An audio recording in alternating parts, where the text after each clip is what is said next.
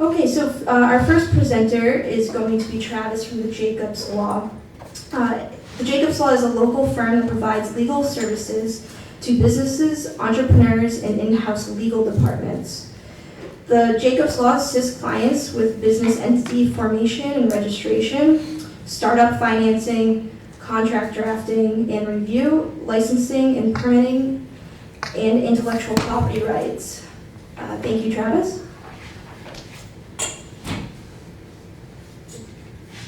Thank you, Christine. Good afternoon, everyone. I'm glad you could all be here today. The four of us, the four groups here, organized this event to help small businesses and entrepreneurs sort of get a leg up early on in the process. So the presentations you'll hear today are really focused on getting those entrepreneurs, those small businesses off on the right track. They're in response to questions that we all get a lot from new clients or people that call on the phone.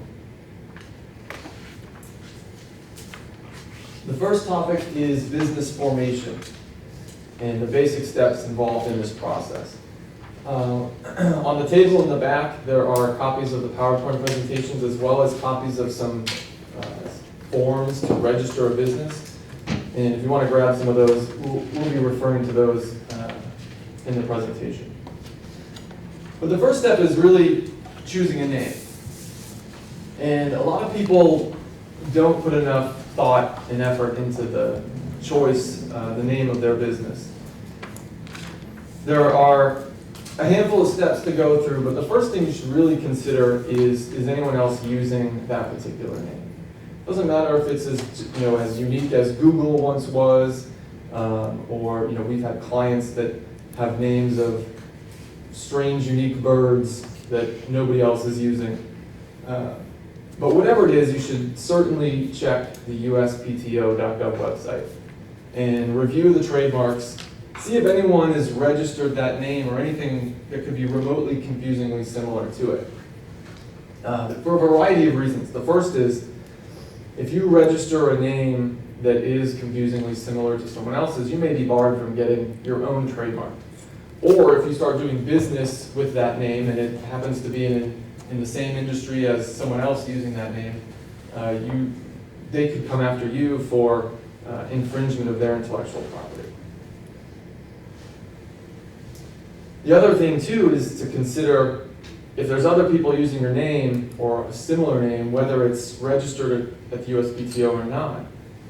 They may have social media accounts, Facebook, Twitter, all those social media sites, Instagram, and they may be using a name that's similar to yours, which will impact your ability to get customers, maintain customers. Customers who may be intending to visit your site may find themselves on a competitor site, and you want to avoid that. You can start by going to your state incorporation or whichever state you're incorporating your business in, which is one of the steps we'll get to. But you can start by reserving the name. Some states have an option where you can enter the name in for a nominal fee or for no fee. You can reserve a particular name for 30 days or so. And that gives you some time to at least preserve it in the state you intend to domicile your business in and take all the other steps you need to set up your business. The other thing you will want to check, and a lot of people overlook this, the USPTO may not have a trademark registered, but a particular state might. So there's really state and federal trademark registrations. State registrations are a lot harder to search, but it's equally as important, especially in the state you intend to do business in. So if you have a web app or some kind of Android or Apple app that you intend to use globally, it may not be as important. The USPTO may be more important. But if you're doing something that's much more localized, the failure to check out the state trademark registration could be devastating, even if there's nothing registered at the USPTO. So that's often overlooked, and I suggest doing that, as well as checking out the URLs. Obviously, every company these days has a website, and you want to make sure that the name you choose, you can also get that website name And unfortunately, finding website URLs these days is getting more and more difficult. So you have to get increasingly unique, or you have to pay someone for the URL. And if you can pick a name from the get-go that avoids those things, you can save yourself money, time, aggravation. The next step in the business formation is the type of entity. And this is often not given as much attention that it deserves. Most people that call our office say, I'm going to start a business doing X, Y, Z, and I want an LLC. Okay, well, that may not be the best choice for a variety of reasons, and we'll get into them. So one of the first factors is the nature of the business. Is it sales, manufacturing, professional services, some other kind of non-professional services? The type of business you register needs to fit with the type of business you're running. So if you're doing a professional law firm, you're going to want to have a PLLC, which is a professional limited liability company. Or you would want it to be a PC, or professional corporation. They even have professional partnerships, PLLPs. The next thing is the number of owners. There are some limitations for some types of entities on the number of owners. You're probably not likely to run into this problem with a small startup, but for example, and we'll get into this a little bit later, an S Corp has a limit on the number of shareholders that you can have. So even though you may think, okay, look, I want a corporate entity, I'm going to elect S Corp status. If you have more than the shareholders allowed, you'll be in the pass. You won't be able to benefit from the pass-through taxation. But we'll talk about that. The ease of management. You don't want to be a victim of veil piercing, and a lot of people run into this problem when they get sued. They just haven't taken into account how much management is involved with the type of entity that they chose. Limited liability companies can be very easily managed with annual paperwork, but some corporate entities, S Corps, which you have to elect S Corp status, they can get a little cumbersome for the average business owner, and that's definitely something to be considered because veil piercing is actually more common than people probably think, and it becomes very easy to do if you fail to maintain document filing requirements, proper management of the company. So definitely something to consider. Set up and annual costs. There's a huge disparity going from state to state as well, but even in Massachusetts, the cost to set up an LLC is 4 or 5 times greater than the cost to set up a corporation. Same with the annual fees. It's $520 to file an annual report for an LLC online. It's only $100 or so for a corporation. So that can get really cumbersome.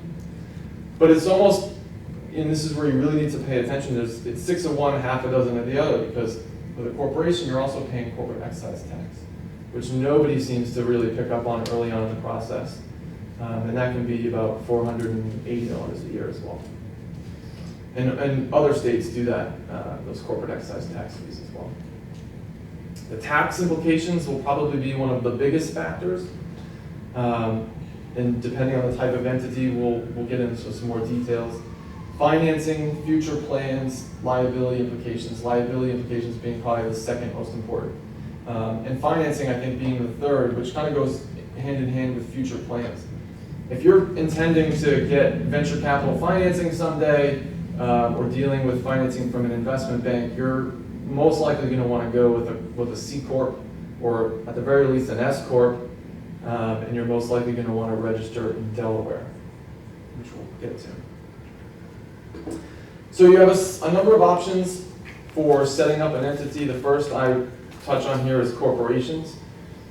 And the operative documents, articles of organization, bylaws, and shareholder agreements. Every single corporation should have all 3 of these. I have people that call me up, they want their corporation started, but they don't really want to get any of these done, and it always leads to problems, especially when you have 2 or more owners involved. It's just like a recipe for disaster. I can't tell you how many times I've had family members, close friends, friends from childhood, who literally go at each other's throats over short money. And without these operative documents, you're stuck with whatever the statute says, or you're stuck with trying to recreate the intent of the parties other ways. So with corporate documents, or corporations, you have C Corps and S Corps, benefit corps, nonprofits, and professional corps.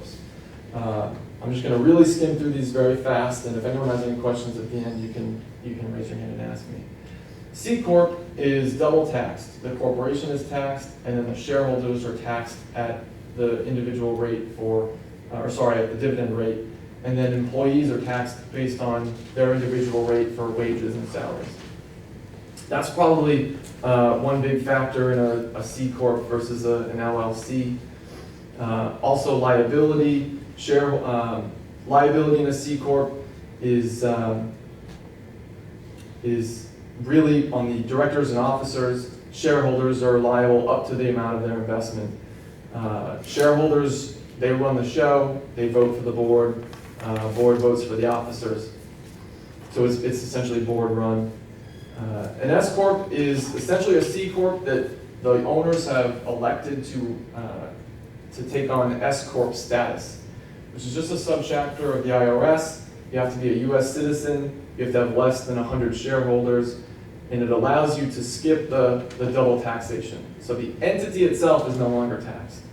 All the revenue from the entity flows to the shareholders as investment income. The benefit corporation is a relatively new entity in Massachusetts, and it's registered the same way as a C Corp. You file the paperwork, there's some copies in the back, and if you have questions about any of the requirements, you can ask me at the end. But the C Corp, the officers, shareholders will vote to elect benefit corp status, and essentially this is about a distinction between the profits and the purpose of the company. And with benefit corps, the officers and directors are allowed to make decisions that benefit the greater good or the public benefit, as opposed to maximizing investor returns.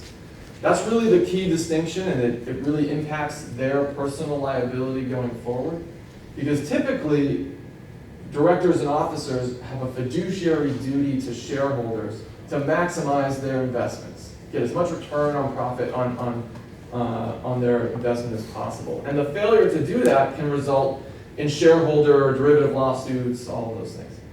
But with a benefit corp, they're not bound by that fiduciary duty. You can still make profits as a benefit corp, and that's really the distinction from a nonprofit. And those profits can be paid to shareholders as dividends, but the main purpose doesn't need to be profit maximization or investment maximization. The main purpose can be for some community benefit. And one example that I have here was, let's say the corporation enters some really tough times, and they need to lower costs to increase their investment or their profitability. The corporation's officers and directors can actually choose to maintain their employees and dip into cash reserves and use those going forward for hard times, as opposed to laying off workers, cutting off third-party service providers, and those other things. And the shareholders they won't have any actionable claim for doing that.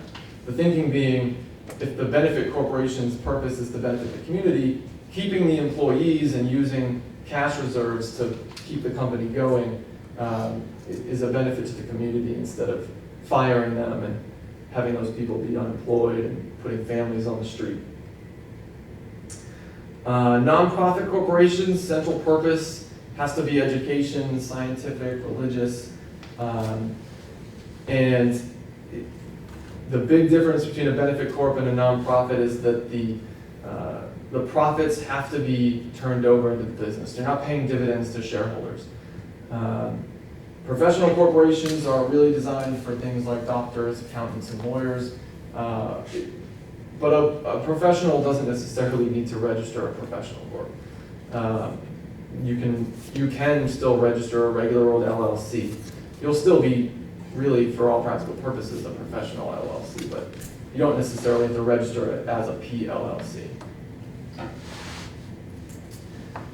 Limited liability companies, they're actually not as old as some people might think. They're relatively newer entity type. And they're very popular. People love them because of the limited liability and the pass-through tax status.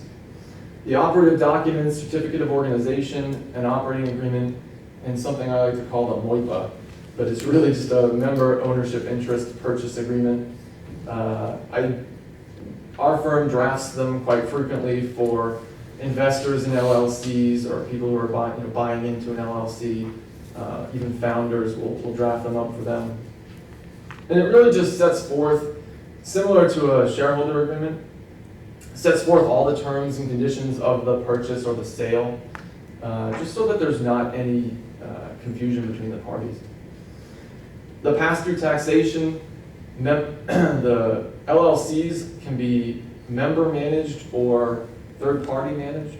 So the members can elect or appoint other people to manage the LLC, but typically they're member managed. The members are the equivalent of shareholders. And LLCs are pass-through tax, so all the revenue that the LLC earns in a year is effectively split amongst the members based on their individual ownership interest. So if a member has 25%, they're going to realize 25% of the profits, 25% of the losses, and they'll get a K1 at the end of the year that reflects that. Liability, and this is something I think this is really interesting. I say don't be fooled by kitschy commercials, because I see these commercials on TV all the time professing, start an LLC, you'll save all your personal assets that you worked so hard for, and it's really a slight misrepresentation of the facts, because most people that are going to start an LLC are single-member LLCs. Maybe they're two-member LLCs, but the reality is that if you're a young, new LLC and you go to lease a space, that landlord's going to almost certainly require a personal guarantee. They're not going to go on your brand new LLC's credit, because it doesn't have any. So right off the bat, you're signing a personal guarantee for your lease, which is probably 3 to 5 years, and you're on the hook for that. Both members, all three members may be on the hook for that. All the ones signing personal guarantees. But the other side of that liability coin is torts. And what I think the commercials fail to explain to customers is that if you have a single or 2 or 3 member LLC, those 2 or 3 members are doing all of the work. Every single day, they're sending out emails, they're making calls, they're doing all the operations of the business. And so if any one of those actions gives rise to a tort, they're personally liable. So for example, if you're a single member LLC and you register an LLC thinking all the personal assets you own are going to be protected, you're wrong. Because literally every single thing you do will be on you. So the LLC doesn't give you the personal liability protection from torts that you may have thought it would.